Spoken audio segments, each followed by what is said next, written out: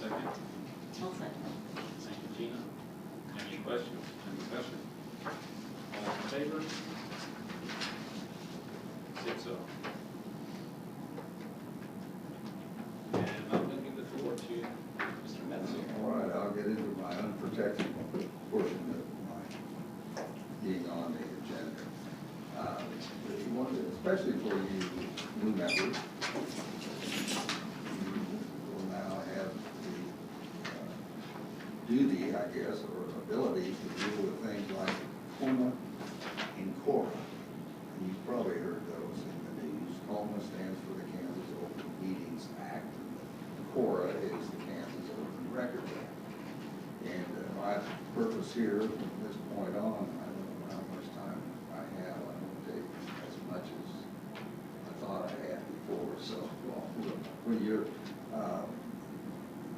there's plenty of good information out that you'll see that describes what the Kansas Open Meetings Act involves and what can be done and what can't be done, and that goes to CORA. When we speak of COMA or CORA, they're interchangeable actually, except one is the meeting portion and the other is the records portion. There is an exception, and this is what I'm going to focus on. There's an exception to the Open Meetings Act, and that is when you have the ability, and you do have the ability for certain limited reasons to go into executive session. And that is an exception to the Open Meetings Act because it allows bodies such as yours, or school board, or city council, or county commission to go for certain specified and strictly adhere to statutory reasons where you can have a closed session.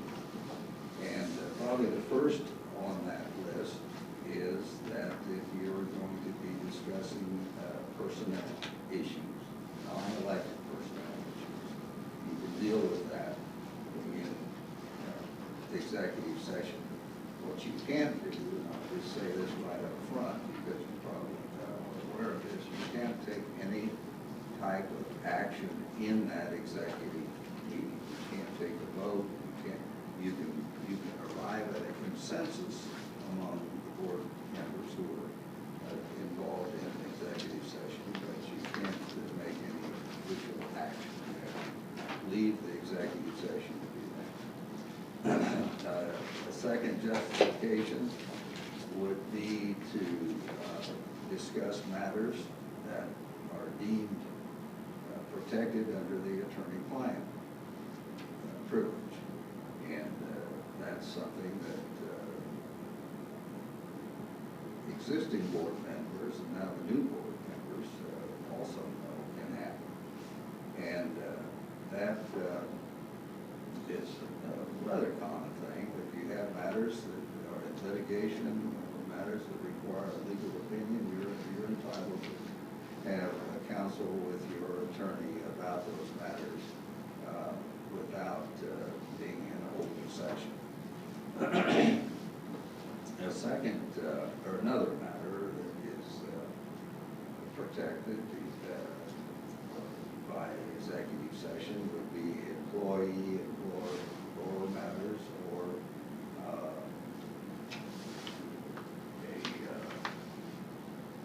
financial data, and this one comes up occasionally where you're dealing with business or company, and they're wanting their financial history or their financial matters to not be disclosed in open meeting, and that can be taken into executive session and discussed.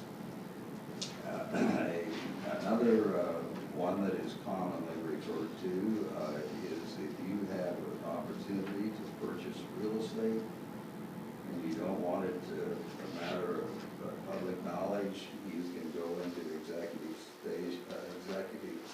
session to discuss the preliminary matters that are involved in the potential purchase of real estate. Now, for what other little time I have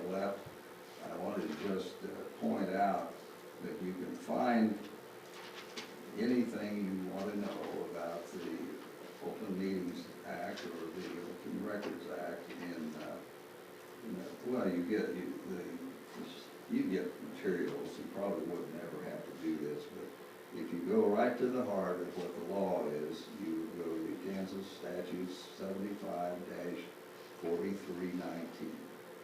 And that lists out very succinctly what those items are that I just discussed with you, which are permitted in executive session.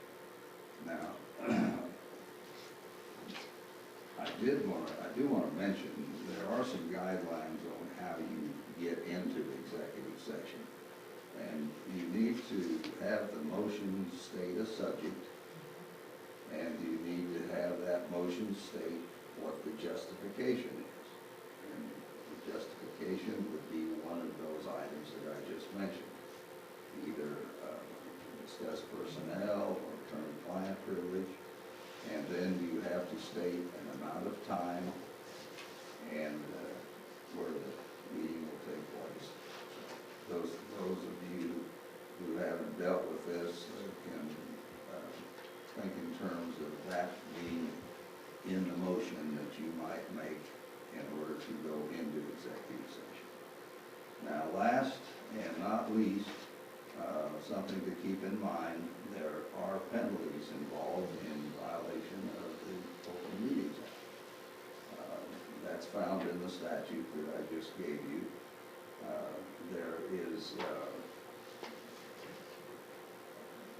certainly a need to comply with the confidentiality feature of executive session.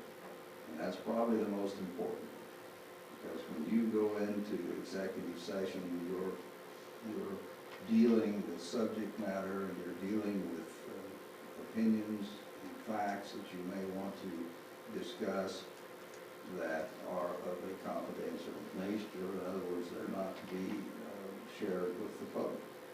So I think that would be the first and foremost thing that anybody who is new on a county commission or a city council or a school board needs to keep in mind about the Open Meetings Act and the exceptions, which are the executive session. The statute calls if a member of the body violates any of the tenets of the executive session, then they're subject to a fine of $500. And any action that's taken by a body that is in violation of the Open Meetings Act would be non-binding, it would be void. So there are consequences of not complying with the COMA or CORA.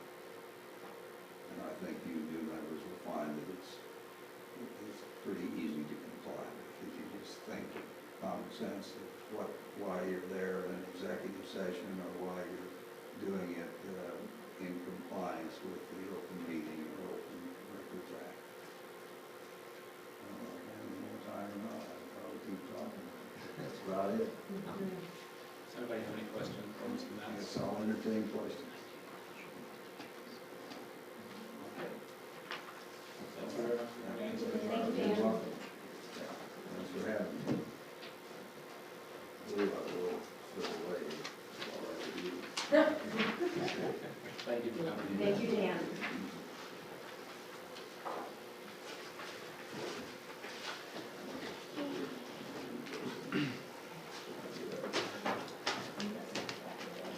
His jacket. Okay, so as we move on in the agenda here, I remember last meeting, we spoke about I was going to present a video from KPE, Kansas Department of Education. I thought here when we have new board members on board, we're looking at goals, we're looking at having a new superintendent on board too. Dr. Randy Watson spoke at the KSB annual conference and was speaking about how the education, sometimes we are set in the same education form that we always had, but our surrounding and our environment has changed so drastically. So we might have to look at how can we personalize education for the kids. And I thought I'd just state here what the mission of the Kansas State Board of Education is to prepare Kansas students for lifelong success through rigorous quality academic instruction, career training, and character development according to each student's gifts and talents. So the definition of a successful high school graduate has the academic preparation, cognitive preparation, technical skills, employability skills, and civic engagement to be successful in post-secondary education in the attainment of an industry-recognized certification or in the workforce without the need for remediation. That was approved by the State Board in 2016, but I thought I'd just play this 10-minute clip here real quick when he speaks to this. Yes. Educators, thanks for joining us today. We're kicking off a new video series of education videos throughout Kansas describing the board outcomes and the process that we went through to develop those outcomes. It's exciting. We've been all across Kansas over the last 2 years talking about that vision. Kansas leads the world in the success of each student. And now we're in the implementation phase of those board outcomes and those visions. But today I want to tell you where that journey is going to take us and the important aspects of schooling that are going to be so different in Kansas going forward. So let's start with a look back, because I think what's instructive about where we're headed in Kansas, it's innately a Kansas vision that reaches deep in our history and yet transforms us to a new place that we have yet to design. So not too long ago, I was traveling I-70, visiting one of the ed camps in Kansas designed by teachers. And I got off on I-70 on Highway 99 going into Wamego that early morning, and there I passed one of the great icons in Kansas education, the one-room schoolhouse. And I thought deeply about how education was in Kansas 100 years ago, where we had over tens of thousands of one-room schoolhouses in this state. Literally on every section of land there was a one-room schoolhouse. One teacher, not multiple, one teacher in one room with grades 1 through 8. Kindergarten hadn't yet been invented. And they handled all those kids. And they saw those kids over 8 years of their schooling. In fact, only a little bit over 20% of Kansans 100 years ago went to high school. So most Kansans stopped their education in 8th grade. We still honor that in every one of our junior highs and middle schools today. We call it 8th grade recognition or graduation, and yet I don't hear any air horns going off or parents yelling. They made it. They know what they're going to do the next year. They're going on to school. But Kansas said, take a look at that one-room schoolhouse, and how do we give back to the parents and the community engaged deeply in the education of our kids? How do we do that again? That was one of the major components of the vision going forward. They also said, that teacher was so integral with our families and our kids because they spent every day multiple hours and 8 years with them. How can we do that type of schooling again today? So we're going to look back to the past of that one-room schoolhouse and take the best parts of that, what Kansas said we should come back to. And in this redesign of school going forward and the board outcomes, we're going to be putting those type of things forward. Now, we can't go back to the days of where we just simply learned arithmetic and reading and writing as the 3 R's, and that was all we were going to learn. Today's education and the demands on education require much more. And really, that's because of our workforce. Our workforce has become much more sophisticated. You know, it's only been a decade since the iPhone was launched. Just think about that.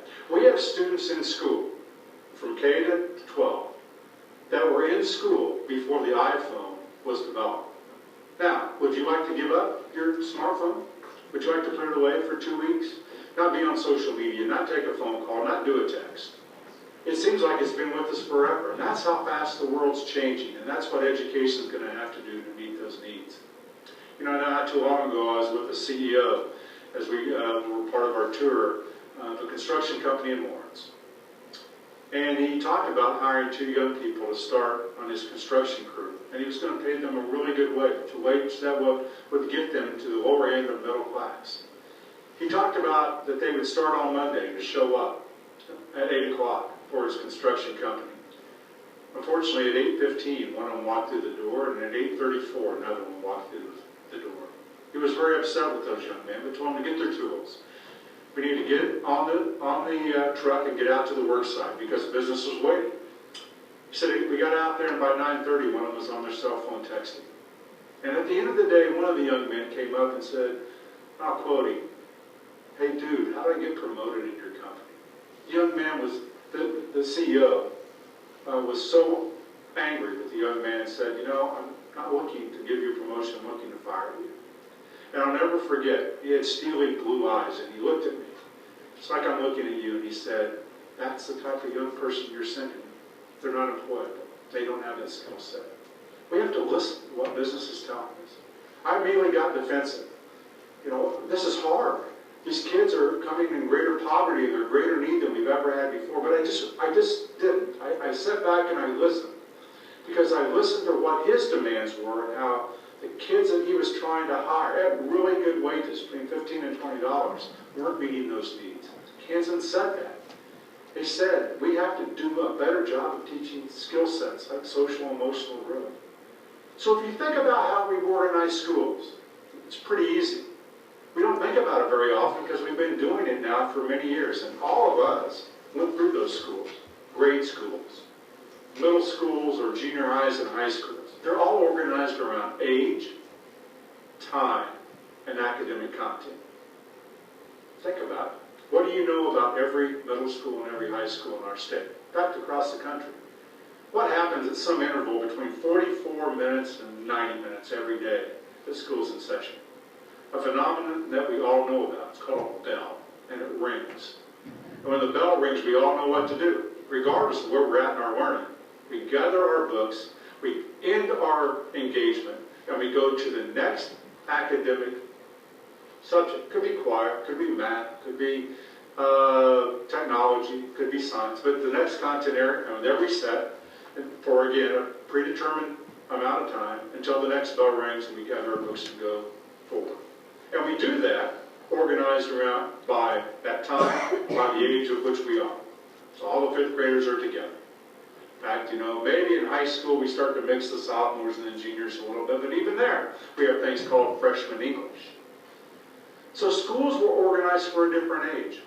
And what Kansans are saying today, organize them around principles in the community, around design, around real problems. Problems that the community faces that we can have in short projects that kids can do, engage with the business community, where the business community and parents come in and work with our students and our teachers on what that design looks like. Yes, we'll have academic content. We'll have it even in a stronger level, but it will be deeply engaged in these projects and these designs about real-world thinking. That's what business is asking us to do. That's what the future is asking us to do. At the same time, that the thing that makes education so valuable to most of our kids, that relationship with the teacher and the inspiration of the teacher, happens longer than the 44-minute middle school block, or the 1 year that the teacher gets to spend with them in second grade, or when I taught in Andover, Kansas, and I taught U.S. history, and I only got to see students for 52 minutes their junior year of high school. I loved them. I wanted the best for them. And I wanted to do everything I could to impact them long after they had left me. But I only got to spend 52 minutes, 1 year of their 4-year career. Kansas said we have to change that. So as we embrace those principles of the one-room schoolhouse, it's so important that we look to the future and we listen clearly to what business is saying, what educators are saying, and what the world is saying as we go forward. We don't know what jobs are going to be in the future. We didn't know an iPhone was going to be in our hands 10 years ago. But as I listened to Amazon, the CEO of Amazon, Jeff Bezos, talk about the future, and talking about, could drones deliver packages to your doorstep? I know now in Kansas, I can set in my basement, order from Amazon, and 2-day delivery, it's at my house. In urban centers in this country, that's happening in 2 hours. What will that do to the retail markets? You know what's happened to the malls. You know what's happened at downtown. What will that start to do with Walmart and all the people that are employed in those jobs? How do we reach deeper for a deeper skill level for our students, that they're adaptable and malleable if we simply have them learning isolated skill sets in 44-minute, 52-minute, or 90-minute blocks? It can't happen. That's where we're headed. And so as you engage in the video series, You're going to learn about the board outcomes. You're going to learn about the redesign of education in Kansas. It's uniquely Kansas. It's uniquely what you said you wanted in your schools, and we're going to go about bringing it to you with parents and the community voice all along the way. And the community voice all along the way. It's going to be a great ride as we look back to what our heritage and how to hold on to that heritage, and we look to the future to make Kansas the best place to educate kids.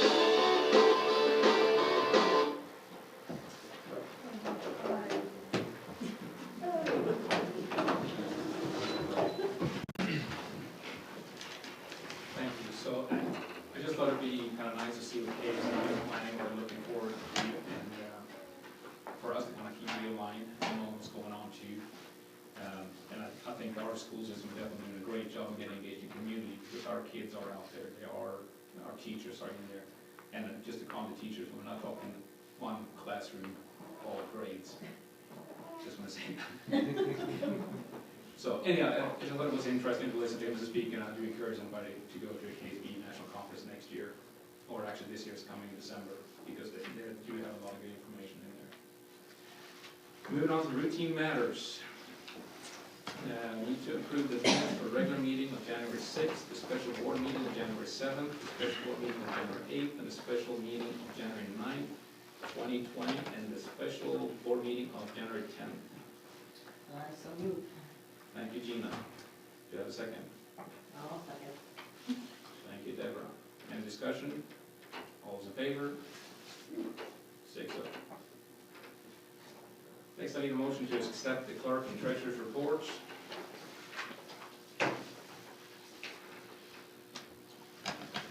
I'll move to accept the clerk and treasurer's report.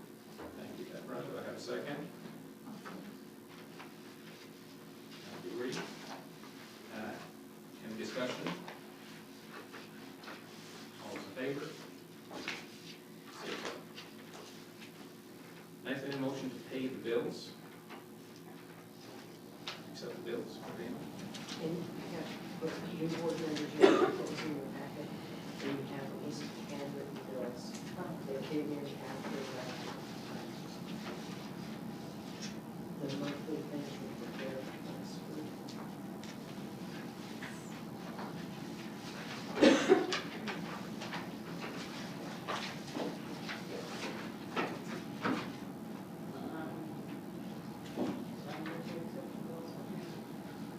Thank you, Gina. Do I have a second? No? Any discussion? All those in favor? 6-0. Moving on to the informational items, we've got a KSB certificate of recognition. It is my privilege to hand that to Gina and Jay. Certificates that you could put on your wall or your scrapbook, show off to your kids. Honorable level 1, part of the KASB program to recognize the things that you do and support them. I got one too because I got the movies with you also, but it's there are, KASB offers so many things that allow us to be better teams, make a difference in our district, and between what KASB does and Kansas State Department of Education, we don't ever have to feel like we're in this battle alone or in this situation because we have resources to go to. And thank you, TJ and Gina, for going to the KASB meetings and spending the time to get prepared to go to the world. Thank you. And that's going to be open for any board members too. There's got multiple trainings coming up, but we have to have membership, so it's free to attend. Just let you know. You get a lot of good information, and we do collaborate with, people from other districts, and some that are like small, I guess, or state meeting, you can, that's one of the people, it's very helpful. on to KSDE audit. We had the annual audit, this happens every year, and all the records that we keep and all the reports that we submit, somebody from the Kansas State Department of Education comes out and looks at that material to make sure that we have counted our kids right in different categories where we get funding for. They look at everything from transportation records to food service records to the career and technology education. They count your hours, they look at what you're claiming for reimbursement. They check literally everything. And we had a very good report. Technology has allowed school district staff to upload some of the information, and the auditor was only here for a day and a half. And the last day I said, how in the world did you ever get through all the stuff that you have to go through? From food service to transportation to academics, preschool counts, everything that we do. And he said, oh, your staff uploaded things, and I spent one day last week just checking things out and doing what he needed to do to review it before he came, and then he could ask questions. And they will find things. If you are lucky, they'll find that you didn't count something correctly, then you might get more money. I've had that happen. And usually it's like how you count your CTE time or something with transportation. And that's, you love that. I also will admit that I made a huge error one time in how we counted preschool. And we ended up having to republish the budget because we weren't going to get as much money as we thought. So, I mean, it can go both ways, and that's why they come, and you find that out before the year is over with, and you can make arrangements and you get a new budget from the state. One of the things I did this year was our district has claimed categorical aid for our preschool teacher and her paraeducator. And that practice has been in place for quite some time. Well, we cannot collect categorical aid because they're not really special ed teachers. They may have a special ed endorsement, but they can't be claimed because as part of the special ed co-op, we get our preschool special ed teachers from them. Well, a while back, the State Department Director of Special Ed was checking things in Beloit and asked the question about why was Lincoln claiming not very much, just a little bit of time for the teacher and the parent. Well, we cannot do that. Just because it had been done before doesn't make it right. So we corrected that, and here's the good part. I caught it soon enough and worked with Norma to be sure that we got information to KSDE. So for the third quarter, we wouldn't get any money. It's less than $2,000 that we were claiming. And what the auditor told us when he left is they'll make the adjustment of reducing our transportation aid by $2,000. So we'll get the corrected preliminary budget, and we don't have to pay back because we caught it and were informed that maybe that wasn't what we should be doing. And when he came, I could give him the letter that I'd sent to the state director, and he talked with his supervisor. And so the only thing that they had correction on was what I claimed for categorical aid. They'll make that adjustment, and when we get our final audit pages, we'll share that with you. You'll see that there's a little adjustment there, and we're good to go. So many places can trip you up, just the way that you do things. So that is something that I'll share with Mr. Crenshaw when he's here next year. Work with your staff, and if you have questions, ask questions. And the audit was, we sat with him maybe 30 minutes, Greta? Yeah, it was, your people do do such a good job. That's, I guess, what I want you to know is that they take care of it, from the counselors at the high school that work with the principals on counting the CTE time and the other things that we get to collect. And the transportation people, the VS bus lines lady, when we said we need X, Y, Z for what you're doing with meetings, we needed to give them a little more explanation about how we combine some meetings, which we could do. You could do one in the morning and one in the afternoon, but we could take care of that and you know, to make sure that that's not done in the future. So it was good. So when you see the people that work on that report in this office and at the schools for principals, be sure you tell them thank you, because that's wonderful news. That's good news. Thank you. Next, we have E-rate update. Yes, I met with Josh and Tamara at Smoky Hill. They file our E-rate forms for us. We went through our Form 471, which is the next form after you approved the proposals, and we got those filed. So now we wait for E-rate approval. That's the next step. Okay, thank you. Next, we have the food service summer food program. There are two pieces of this that are informational, but also exciting. When you look at your expenses, you'll oftentimes see Cisco or F&A, those bills that are a couple $1,000s every month. That is for the food that we bring in and the staff used to prepare. They're very efficient with how they handle food. They know how to plan for what they need for the day, so there's not lots of waste. They do a great job. We have been fortunate the last couple of years to be part of a summer food service program.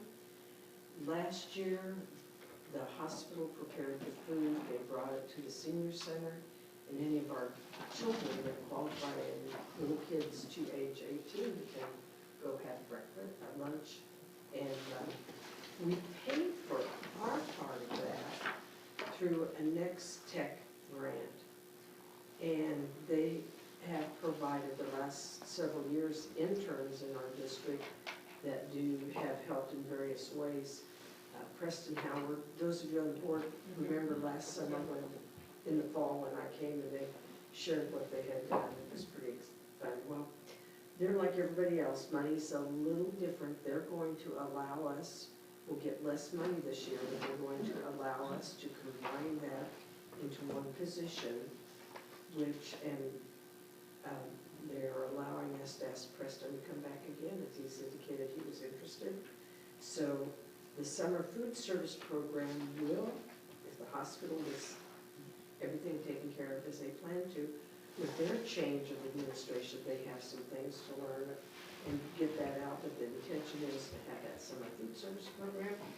And part of our next generation, Next Tech grant will cover our part of having the helper that is there for the kids when they come in for lunch. So that's pretty exciting. Okay, moving on to FEMA shelters. We thought we were going to have a walkthrough a couple last week, and I invited you if we needed to do a special meeting, but it turned out that no one came, which is A-okay, because the day ended up being that nasty, nasty weather day, and because the roof is not finished yet, they didn't want us tracking in, so we didn't even do the walkthrough. We got an update. It's amazing, every project I've worked on the last couple of years, the weather has hindered things. You know, we thought we were going to be done in March, but it looks like it'll be early April now because they haven't been able to get the roof finished to do what they need to do there so they can start doing some of the intricate things on the inside. But the company, Leans and Company, and the architect, Cora Schultz, have been wonderful answering questions. They will do a walkthrough at any time. They said if any board member came on their own, and they'd be glad to show you. Nate is the name of the young man who is there, and you know they invite you to come. When we know we have another walkthrough, we'll let you know. And if we have more than 3 board members come, we'll do a special meeting and take care of it. So schedule, but that's just because of the weather. Right. So what is your expected time? Instead of early March, early April, and February, so. And we agree, Mrs. Walter, that they just answer the question and yes, inform. We need each month, but it's been wonderful. Very good. Moving on to football equipment disposal. Mr., our coach, is here to share some information. He would like to dispose of some equipment so we can purchase something else. So, Mr. Petit, Coach, you want to share the information? Coach Lowry, who was here prior, purchased some tackling dummies that are called Shadow Men. They're about 6 foot tall, and they're put on an inner tube tire, and you drag it with another player, and you hit it instead of another player. So it's supposed to be a safety thing. But what we found out is it's kind of hard with our limited numbers to use it, because every time you hit it, it falls off the inner tube. You got to pick it back up on, set it on, and they're about 80 pounds. And so it takes our little guys a while to throw it back up on there, and then we have to switch people who are dragging it, and so it's just not very time effective. I had a dummy, I guess you would call it, at Canton Galva, and several other smaller schools use them. They're called tackling rings. They were first used by rugby people in Australia, and they're just circles. They're about this big. They're, I think, 42 inches in diameter maybe in the center, and then it's about 24 for the pad. And the coach can just simply roll them out, and players can tackle head-on, profile tackling, and pursuit tackling. And if you don't hit it correctly, it takes you for a ride over the tube. So it's really good on form and everything else. And it's a lot easier for coaches, where we can just roll it instead of switching people to have to drag the dummies. And so when Lowry approached me about the dummies, I thought that if maybe I could sell it to him at cost for the tackling rings, that way it wouldn't cost anything to the school to get the tackling rings. Maybe it'd be a win-win, because I didn't use them my first year because of our limited numbers, and then I tried using them this year because we had a manager and 4 coaches, and it took a lot of time to run guys through the tackling circuits. And so if I can get Coach Lowry to purchase them in Beloit High School, which he asked me about them, I thought maybe it'd be kind of a win-win for me, get rid of those, but get the money back so we can get the tackling rings. And the rings are supposed to be much safer too, is that correct? They have a With- reputation for being a safer Yes, thing to use? the Shadow Men are also good. Sure. It's just with our numbers, it's a little hard. If we had managers or enough coaches that could drag them and the players wouldn't have to worry about it, it'd be a different topic. But the tackling rings work really well for small numbers, because the coach can roll it out, kid hits it, coach stands it up, and they roll it out to the next kid, and it's just really quick, and you knock out the tackling circuit. The tackling rings are usually about $325 a piece. The Shadow Men right now are $899 for a new one. I think they were $600 or something. $750. Okay.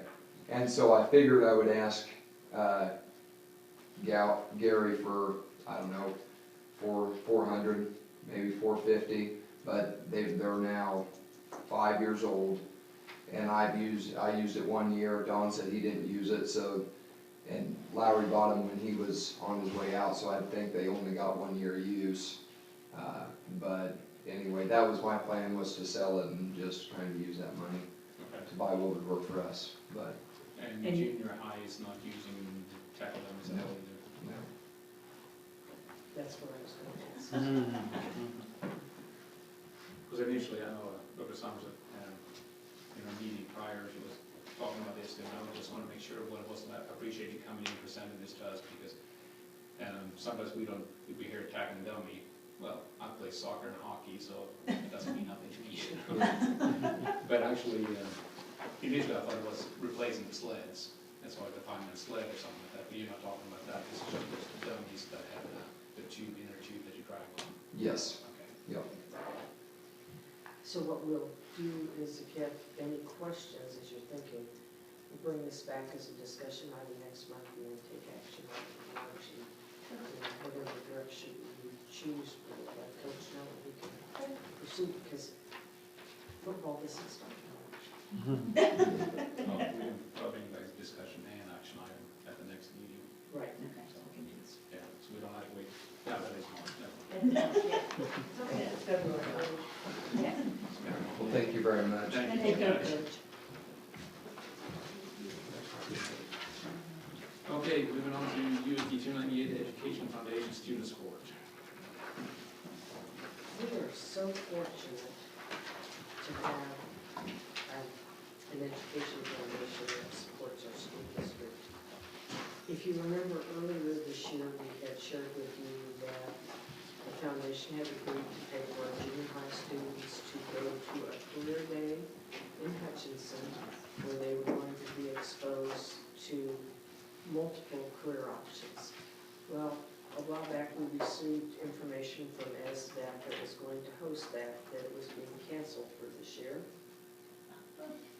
And in the meantime, our junior high teachers have been working with a program called Excel. And it's a program that is diagnostic and helpful to kids who are advanced.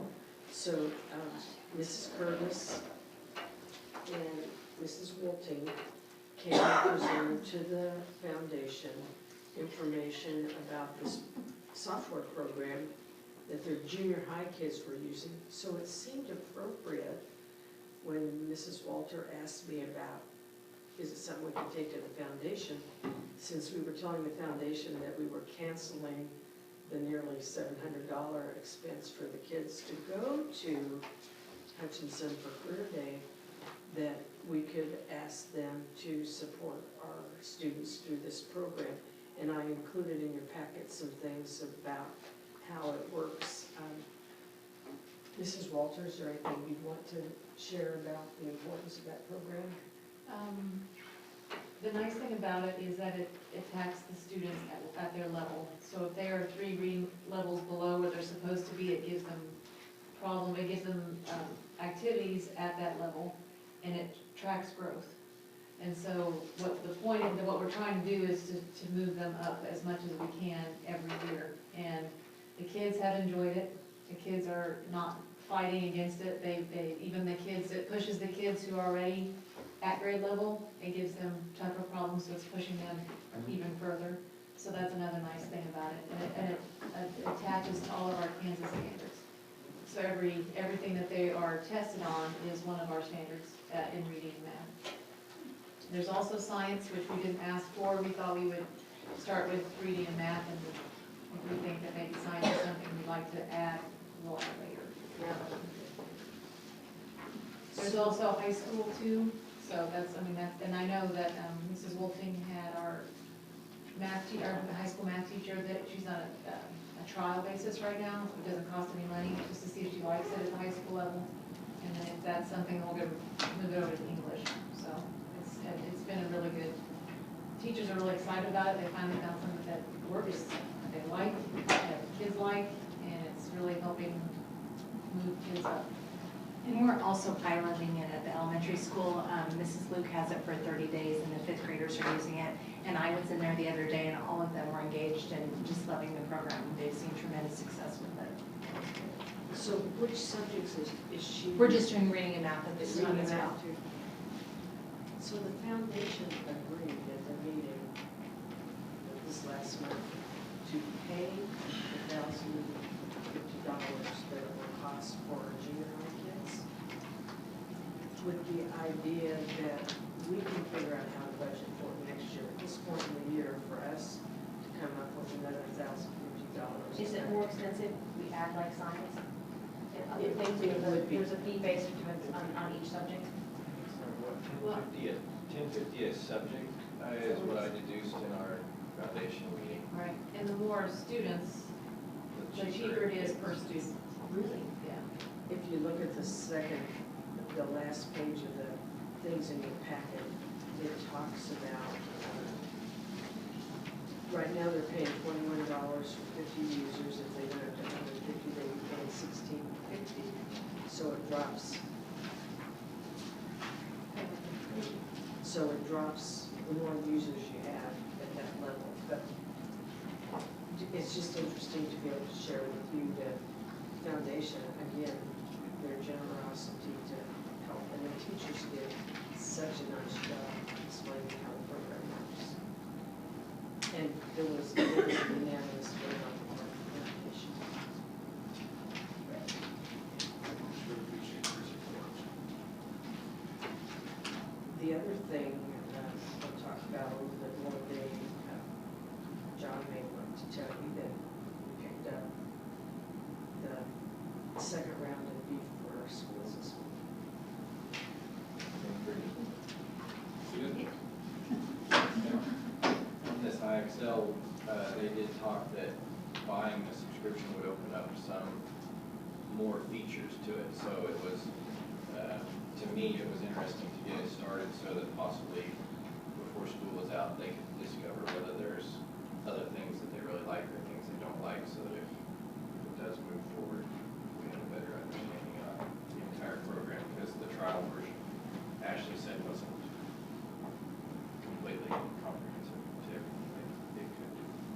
And students can work on it at home, and parents have reported they really like the program as well. They really see tremendous growth with their students. What we're doing is kind of like what the state has done. They provide something for 1 year, and then if you like it, you end up having to pay for it. So the foundation is helping us To see if it's something that's gonna be good for our kids. and build up those gaps that they have, and that's what the teachers were saying that it was doing for the students. Okay, moving on to KISA, March 27th, 2020. Just want to remind you that our accreditation visit is called the Outside Visiting Team. Will be here on March 22nd. When they do their job and look at what data we have and what we share with them, there will be a time probably when it will be open to board members to come and listen to things too from my past experiences, but that will take place on March 27th. That's 2 months away. And that's when they decide if a district is accredited or conditionally accredited. And the state is doing a little bit different now with not only your on-site visitation team looks at it, but there is a state group that's called ARC. They will look at it and they have the final say. So it takes a little longer to find out what the results are, but took March 27th on the calendar. Moving on to Lincoln Elementary School Safe and Secure School Grant Update. I sure thought that we'd have the safe and secure school grant items in place. But now, all the conduit is in, they're basically done with the school, so the electricity and all that kind of stuff is hooked up. But now we're on a waiting list for File Safe to get the cameras reinstalled. So, can't fudge them along, although I've tried when I've talked to them.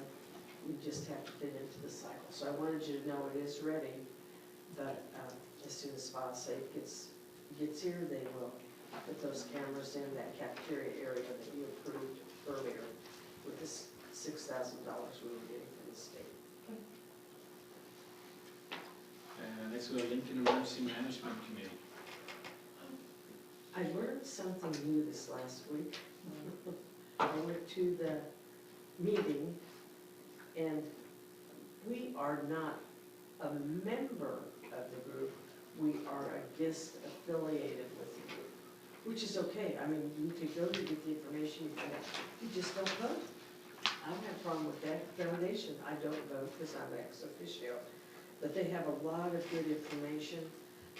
For the superintendent to have contact, not, you know, we see under Sheriff Florence every now and then because he's in our schools and around.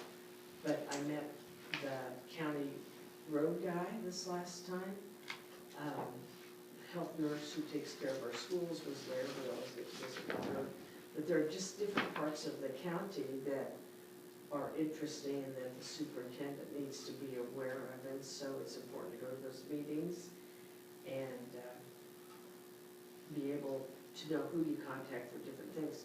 I've been calling the sheriff's department every time the weather looks bad, about 5 o'clock in the morning, it's a call saying, can you tell me about the county roads? Just trying to get information so a good decision can be made about emergency situations, so they are. New contacts. Yes, yeah, so that's the important part of that. But they're interested in the school, and they always let me give a report on what's going on in our schools, so, it's a two-way street. I get to share positive things about us, and then I get to learn about who I can go to for more help when I need it. Good. Moving on to tuition reimbursement request. There's a February 1 deadline, which was over this weekend, and I just wanted you to know that Nikki Flynn had submitted her form on time for second semester for the classes she's taking, and so if you remember, what they have to do is turn in their grades for the semester and a receipt to show that they paid for it, and then we pay them $50 for each hour that is completed. And no one else in the district has submitted that information, so you won't go over the amount of money that was allocated. I think we had up to, it's under what the board had to do, so just wanted you to know that. Again, this one that's up to 500 per Person, I think, per year. 500, per person per year.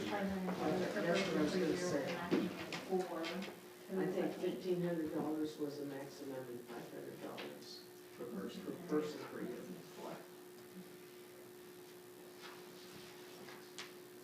And she's taking 9 hours, but they're not all at the same time.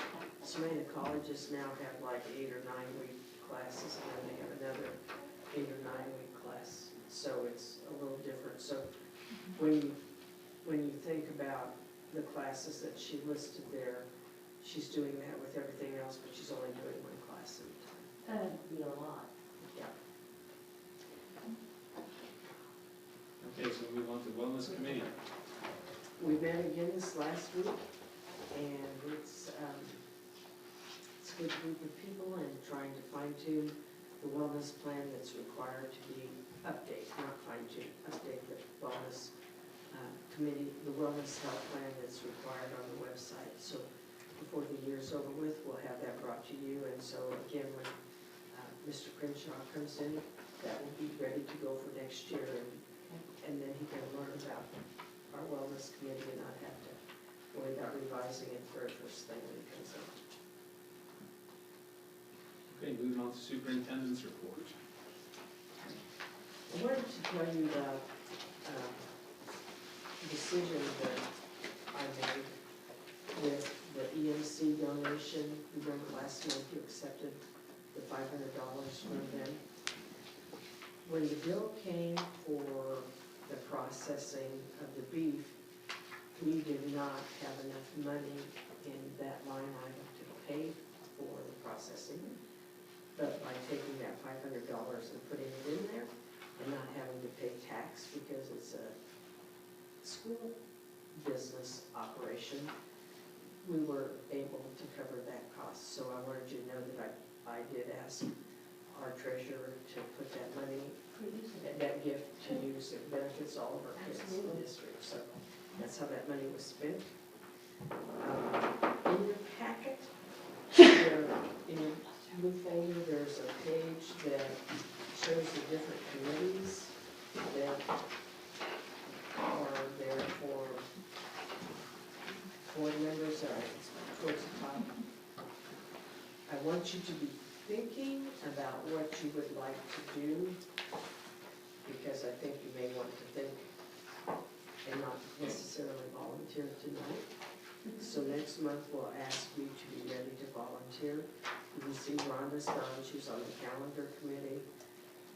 David Bell has been on the Education Foundation. Monty and Gina were on facilities, and they work extensively on Mittner Field.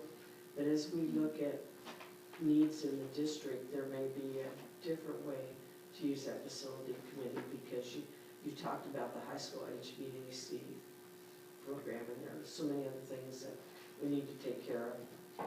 Negotiations, I know that more than 3 of you would like to sit on that committee. Because it meets regularly. Most of the committees meet 3 or 4 times a year, spread out through the year.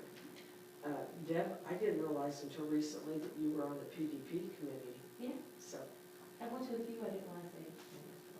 so, TJ was on technology, and we will be meeting as we work on a technology plan for the district again, so that's in place for Mr. Crenshaw. And then Patty was on the wellness committee, and I was not really aware of that. I and didn't know I was hadn't still on there invited either. I felt bad when you said you made it, it's like, okay, and I saw my name there, it's like, okay. you.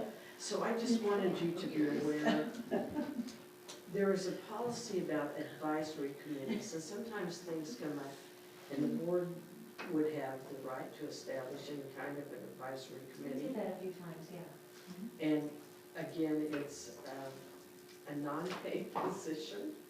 It is just working in the best interest, and it may be short-term or it may be long-term, so. And if there's any committee that I missed, those of you that have been on the board for a while, then we need to add that to that if you think of anything else. So I wanted, under my report, to share that with you because we will be wanting you to, I'm thinking about what you'd like to do. We have a facility use project that I will be working on and working with legal counsel on. It's related to use of the facility and then groups that come in and do fundraising. So I just wanted you to be aware that that's a concern of mine. It's something that has surfaced a couple of different times this year, and it's something that, again, we'll be talking about in the next couple of months so that there is a firm policy that everybody understands that the board wants as their facility use policy, which lends itself to, I've said to you so many times, it's a little frustrating, and I can't imagine being a brand new superintendent and having policies in this book about some things and policies in the policy book, and then you find out that also there's something else off the wall. So I'll be working on some conversations with you to try to, Clean that up. that's it exactly. Organize it. We have heard a lot in the news about health and sickness and those kind of things. I did, one of the first things I did today was to contact the nurse and principals to see about attendance. We have, we do have a couple incidents of the influenza A in our schools, but today there were no more than usual kids out of the school. That's the point of the conversation. We're not in a position like some other school districts that close for a few days, but we are having all during the tournament week. They sprayed with that Victory sprayer system that Mrs. Robertson got with a grant. We purchased the liquid that goes inside it, and they sprayed all during the tournament. I didn't hear much about people getting sick, so that was taking care of what we needed to do. And the custodians have a routine for spraying in the building, so we'll keep doing that and utilizing that system because it does seem to lend itself to a healthy school environment. Right. And they only use it at the high school, they don't use it at the grade school? Oh, they use it at both. And this is what we did. I suggested that to keep them within their 40 hours, that, okay, you maybe take a 45-minute lunch instead of 30-minute lunch, because you can't spray when the kids are in school, you have to wait. So at 4 o'clock when you would normally go home, then you could go spray the area that is designated to be sprayed. So, you know, they're working with us on staying within the 40 hours unless there's something that can be justified in getting that sprayed.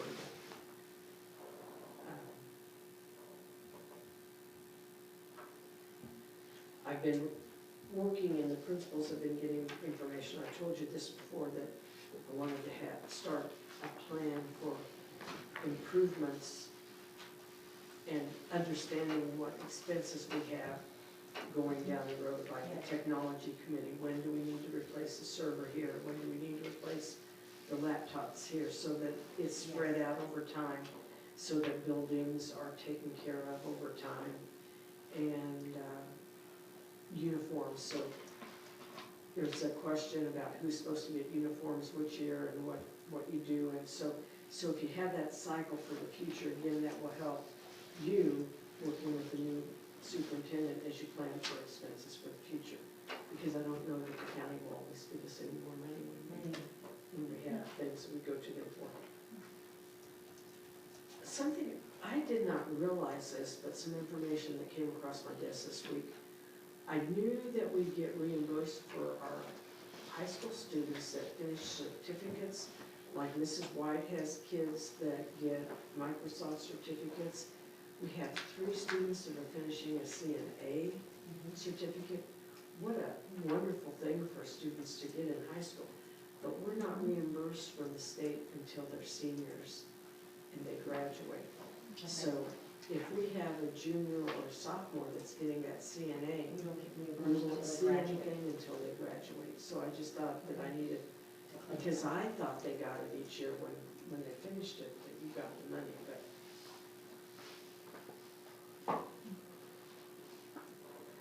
one of the big, it's exciting news to me, and one of the board members caught it in the bills. The chamber gave us a qualification of, I saw that.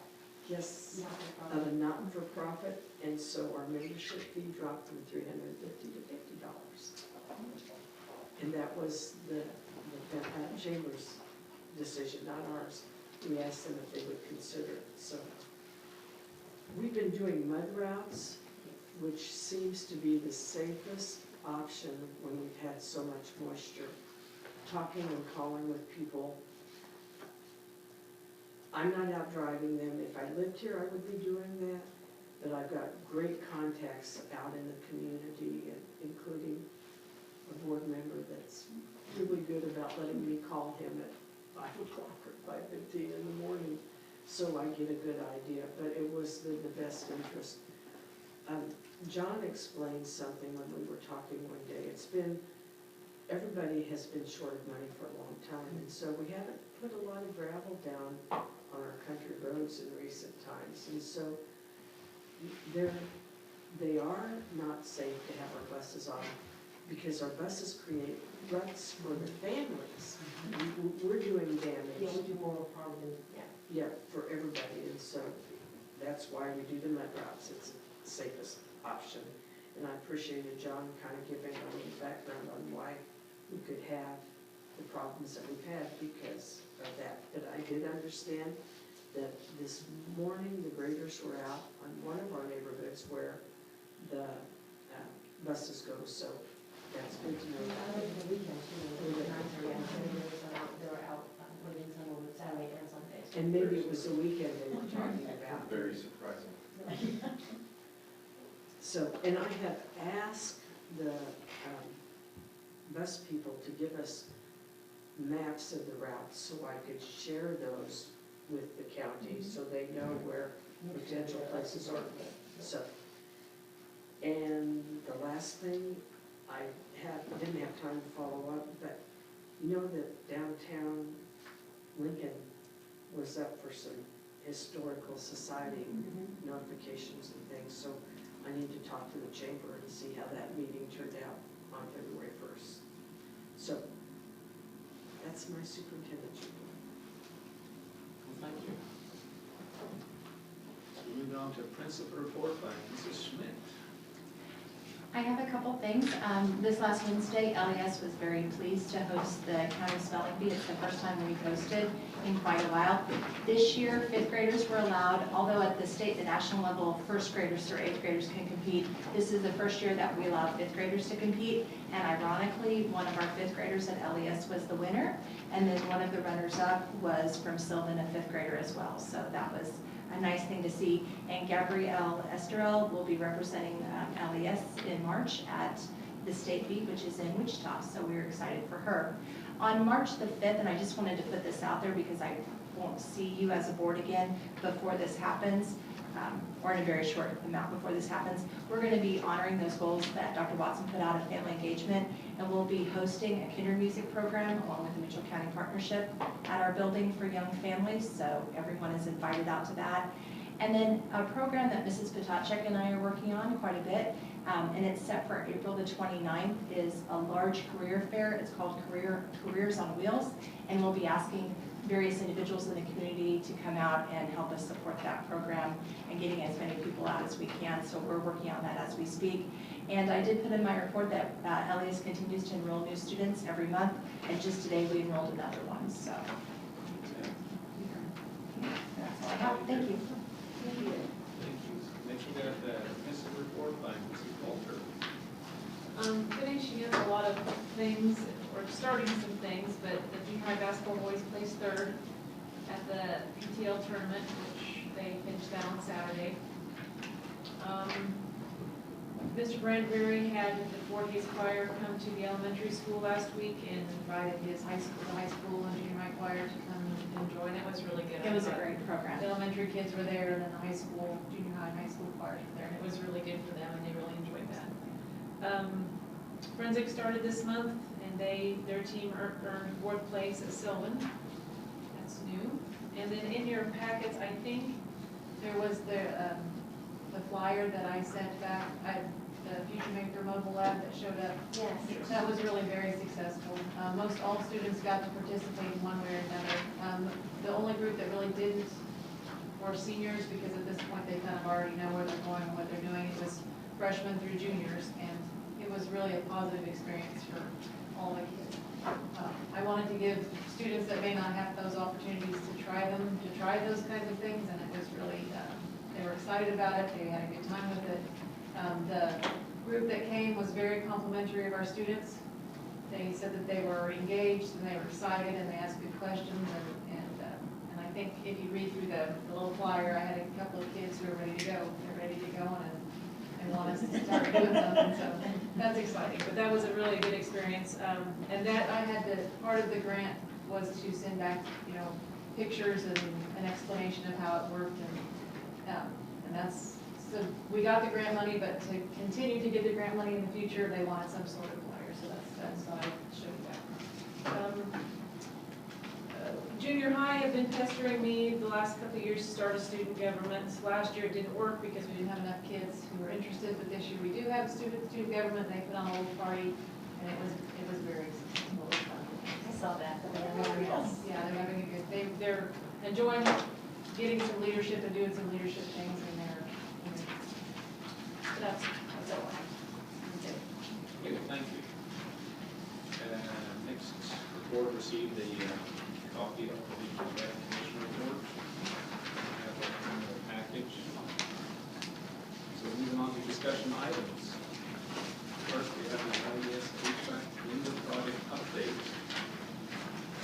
Did a walkthrough early in January and talked about the things that we saw at that point in time that needed to be finished to do the final walkthrough. And there was very good progress made on the walkthrough. You have in your packet a page that has numbers on it of what we spent. And when we did the walkthrough, I had just asked, because the short time in between, I'd asked the board president and vice president at our agenda meeting if they wanted to join us for the walkthrough. TJ wasn't sure that he would be in town that day, so I asked him if I could ask David to come. So David was going to fill in for TJ, worked out that TJ was there. We could have 3 board members without calling a special meeting. So we did go ahead and do the walkthrough. really the only thing that we found that was a question for me to begin with and was confirmed was some of the caulking in the windows, around the windows and where the walls wasn't finished, and the, Royce with the street was going to get with the Lancaster people. They were supposed to be here today to finish that up. They said it's a one-day deal. The project really does look pretty good, and we'll have a time when we have a board meeting so you can come and walk through. We still have the issue of the windows and the window covering. One of the things that I did learn after, when we did walk through, we're talking about curtains. TJ said, like, maybe we want to check with the fire marshal, because in the hospitals they have to be fire protected. And I've been in contact with the fire marshal that was here, and I have a form to fill out, and we'll get the information. But we do have some good options with just a simple curtain system if we have the right material. And the good thing about that is, one of the teachers was bragging one day. She said, I just take my rabbit, and she had metal rings at the top of her little curtains over it, and she said, then I can pull it aside. And when I'm want the light in the room, we need the light, and when I'm doing things on the whiteboard, I can pull it back. So there are some things. Mrs. Schmidt has been working, as we told her we would, with getting some options for window covering. We're kind of inclined to think that if we can come up with a curtain system with those tension curtain rods, some simple clips that we can get at the hardware store downtown, and fabric, because it's up in the air, not where it's handled, with using a certain kind of scissors, shears, pinking shears. Yes, you're picking shears. That it doesn't have to be hemmed, they can be. So we'll find out what the fabric is and bring a plan back to you for taking care of that. In your packet, you have a page that, in addition to the expenses for the project, you have a page that shows why they do need windows. You have in-service day. We were in one of the East classrooms, and you can see what the light was without the protection feature across there. So, and the information that Mrs. Schmidt had gotten related to the film. The film can be kind of expensive, and we all know that we've been in places where after a few years that film gets to be looking crummy. So what I'm going to ask you to do is accept the project. When the Lancaster work is finished, you'll approve the check tonight, or we will give it to street plumbing and electricity until Lancaster finishes that project. So, again, because TJ and David were here for the bulk of the walkthrough, Patty came in later and caught a big part of it. If you have any questions, and Mrs. Schmidt, we can answer those. But overall, when you think about what we came to in August, Where are we at budget-wise with the cost? Are we with what they submitted for the bill? Is it? We, as far as for the county commissioner, we received was $914,025. Of what streets bid is and what the bill is that we're paying, is it more or less? No, actually, there are within the bid. Okay, that's what I'm asking. Because I knew that they were supposed to take off that $64,000, but there was some other things being added on.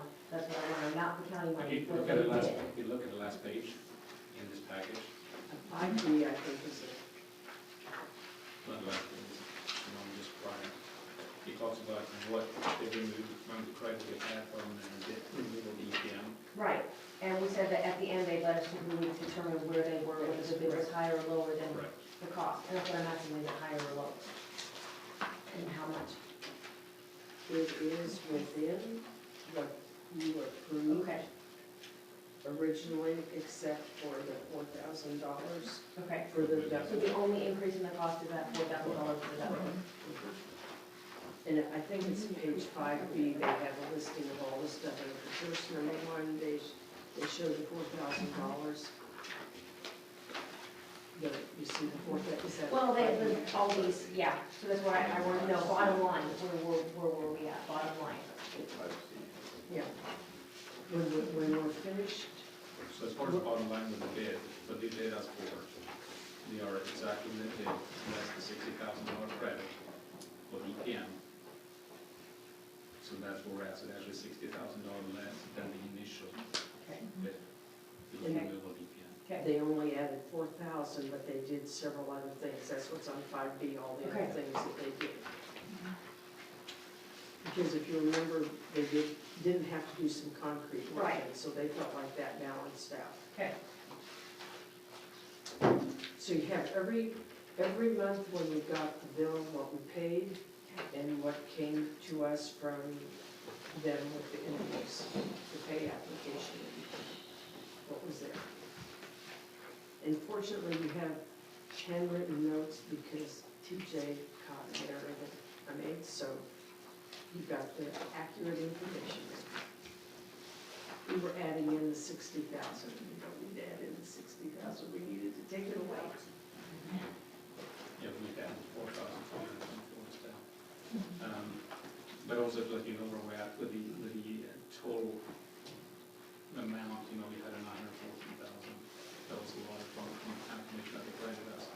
And we were at 936,771, so we went over by $22,000 for the whole project. And as you recall, we have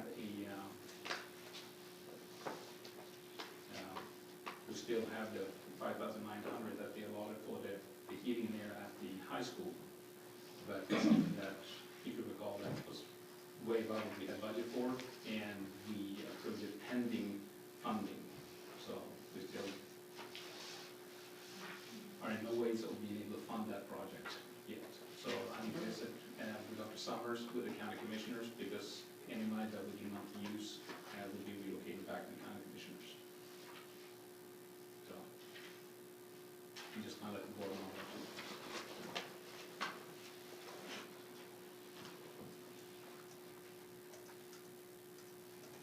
So the good thing is, we are so close to being done that, and we will hold the check until this week when it is finalized.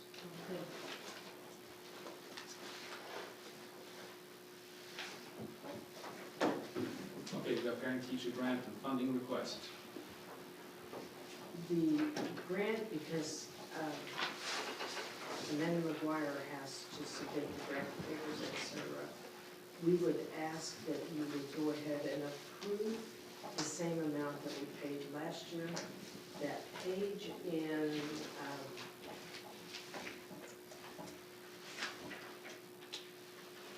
Krista's report, the third page of Parents as Teacher, it outlines the details. We paid as a district $13,662 this last year. And they're asking us to pay the same amount, so we'll ask you to approve our portion of the grant to support the grant, which covers USD 107, 272, 273, 298, and 299. It is really the special ed co-op group, so it's the same districts that we work with together anyway. And the really cool thing about this is that the state is requiring us to have a 50-cent per dollar match, where last year it was 65 cents, which means the grant, the reason they didn't have to increase our fees are they'll have more of the local money raised to cover the expenses and what they do to take care of kids. So Amanda has a very good grasp as the coordinator for parents as teachers, and is very comfortable with asking that. So we'll ask you to approve $13,662 in the action items. Next, treasury job great.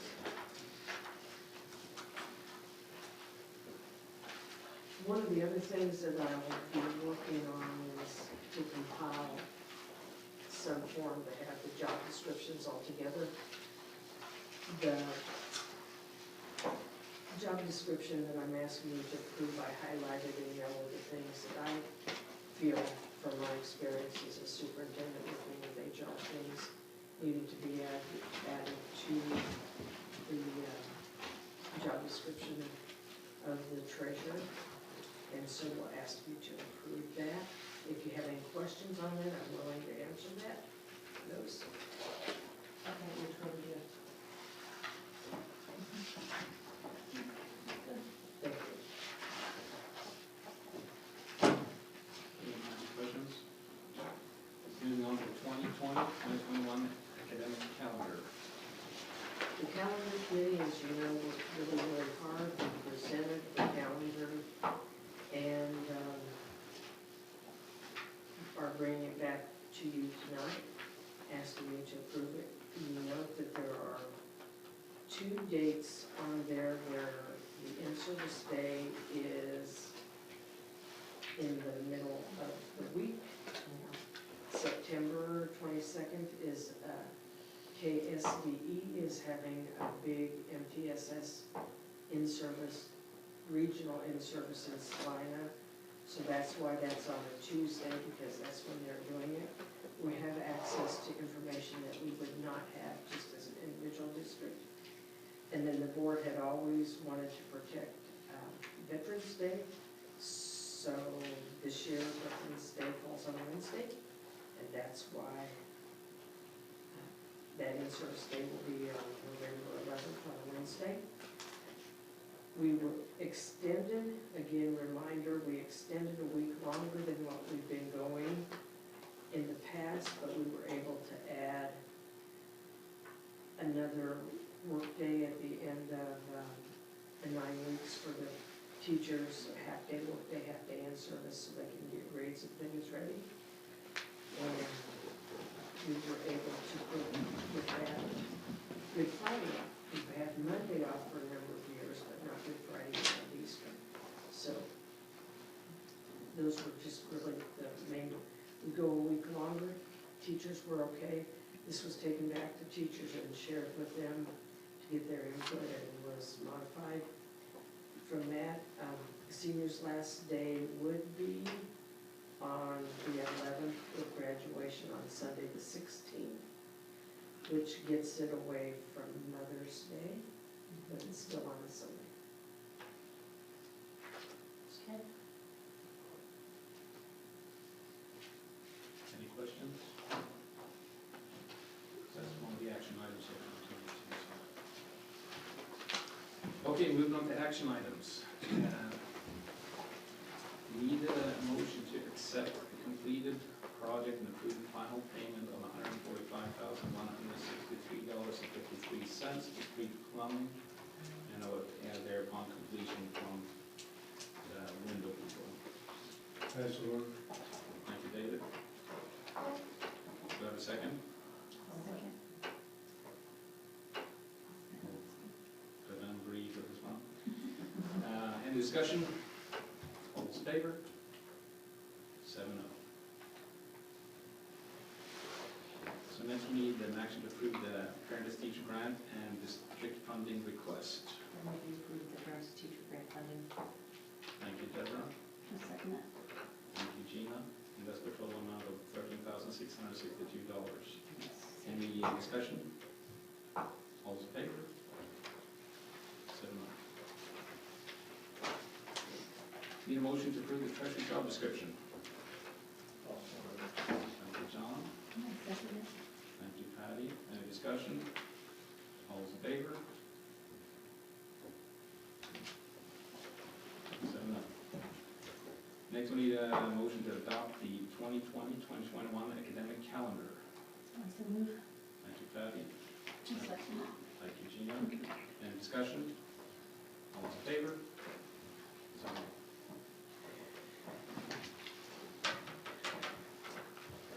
Next, we need to go into executive session for negotiations.